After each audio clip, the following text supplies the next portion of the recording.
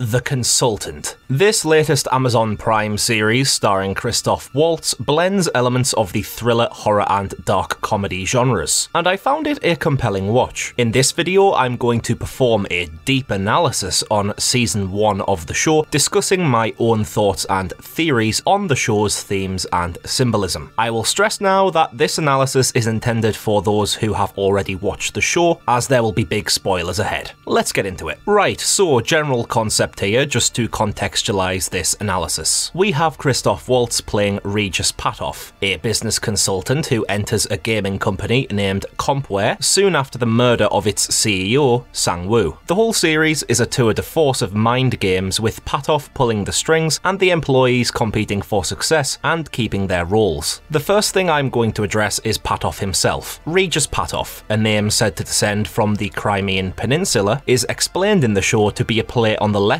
which make up the abbreviation of registered in the United States Patent Office. This is a legal term which refers to anything which has had a patent placed upon it in the United States. However, it's a wonder why a human being would have a name like this, as it's things like concepts or inventions which can be patent protected, not people. Yet as the show unfolds, it becomes possible that Patoff isn't a human being at all. We are made aware that gold merchant Frank Flores was tasked by Patoff to construct a gold skeleton bone by bone. In the climax to the show, after Craig breaks the glass beneath Patoff, causing him to fall through a table, his toe is severed. Craig gathers the toe and performs some surgery on it, finding a gold bone within. The supposition here is that Patoff has the gold skeleton made by Flores within his body. Then, when the final level of the game, Mr. Sang's Jungle Odyssey, is completed, the final prize is a full golden skeleton. So it seems as though Patoff is someone who has adapted his body to become stronger for survival. We have no idea how long Patoff has lived or anything about his origins, but some of my theories later in the video will discuss my thoughts there.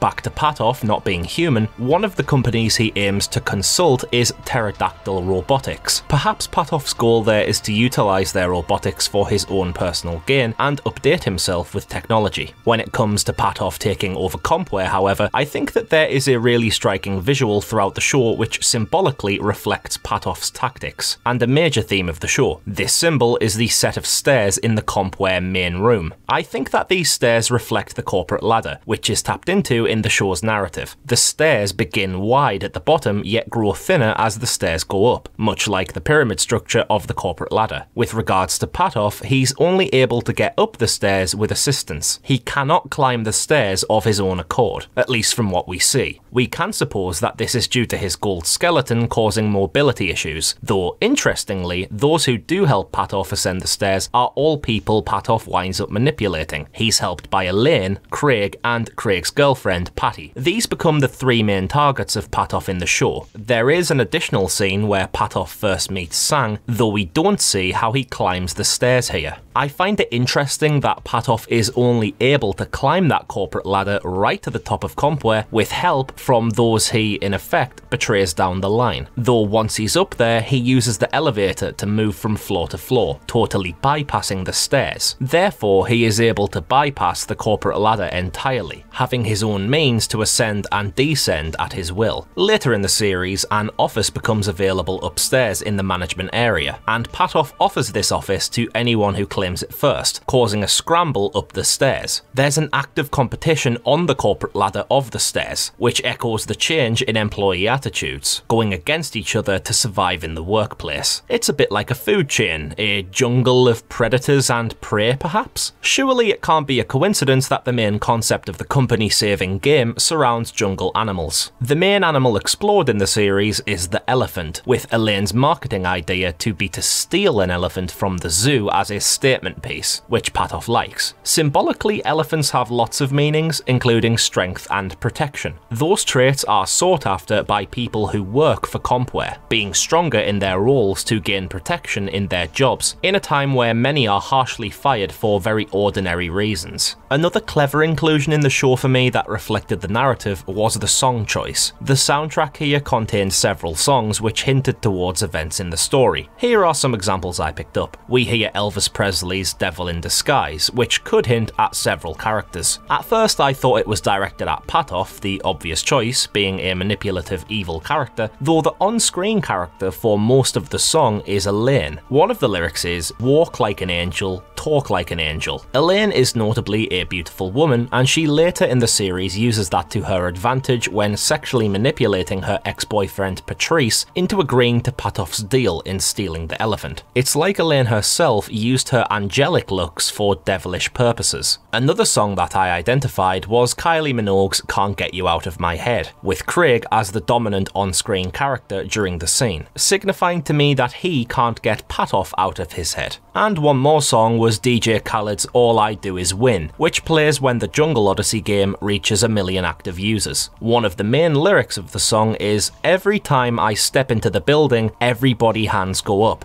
This reflects Patoff entering CompWare and bringing success to people, something which he's done in other businesses, but it even reflects the scene where he asks for a show of hands for anyone interested in the managerial office. However, those hands going up could be for a different reason, reaching up towards the skies, perhaps in worship. And this takes me onto my main segment of this analysis, religion. There was a lot packed into the consultant which put religion as a major theme. Going back to my earlier point about the gold skeleton, in a religious context, gold is associated with divinity. But why would Patoff have a relation to the divine? Well, look no further than the final level of Jungle Odyssey being level 316. One of the most famous Bible passages is John 3:16. "For God so loved the world that he gave his one and only Son, that whoever believes in him shall not perish, but have eternal life." When Patoff first meets with Sang, he gets his attention by promising him immortality. Patoff wants to be a consultant for these people. He wants people to believe in his abilities, and exchanges the promise of eternal life. However, the CEOs who agree die soon after, though in the case of Sang, he's immortalized with a statue of himself in the CompWare office and through a video game made with his name in the title, in effect immortalizing him. And then whenever Patoff talks about the future of CompWare to the employees, he states that Sang will help guide them. Is this a modern digital way to infer that Patoff is in fact the second coming of Christ? He begins to walk barefoot in the office and recommends his staff do the same to increase productivity, though in Matthew 10:10, Jesus told his followers to go barefoot. So is it indeed possible that these symbols are intentional? Carrying on the religious theme, several episode titles have connotations, including episode 1, Creator, referring to God, episode 2, Mama, which could refer to the Mother Mary, episode 3, Friday, which could refer to Good Friday, the day Jesus was crucified, and the finale is named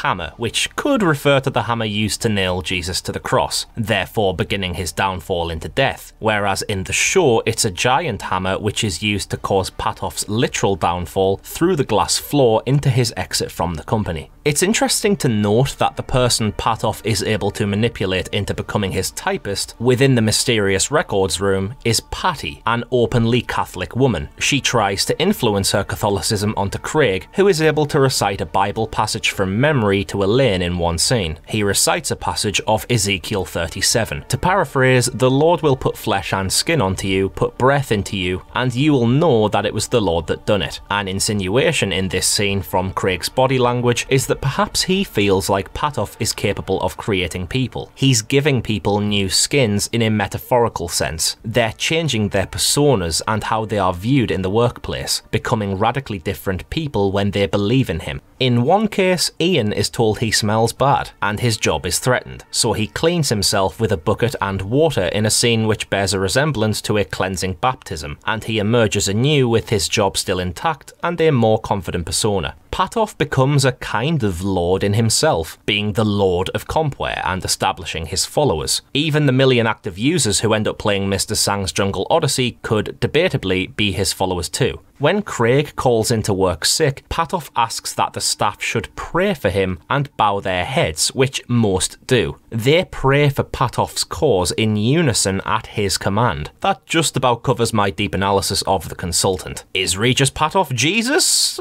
I'm not so sure, but there's a lot of reasons why he could be, so let me know in the comments what you thought about him or any other elements from the show. Or if for any reason you have a little interest in the new Winnie the Pooh horror movie, I recently interviewed its director, Rhys Frake Waterfield, on the channel if you want to check that out. If you enjoyed this video, a sub to the channel would be greatly appreciated to help us out with our analytics and potentially put us in front of some more new people. We'd really appreciate your help. Many thanks from me, Connor, you've been watching Unleash the Ghouls, and cheers out.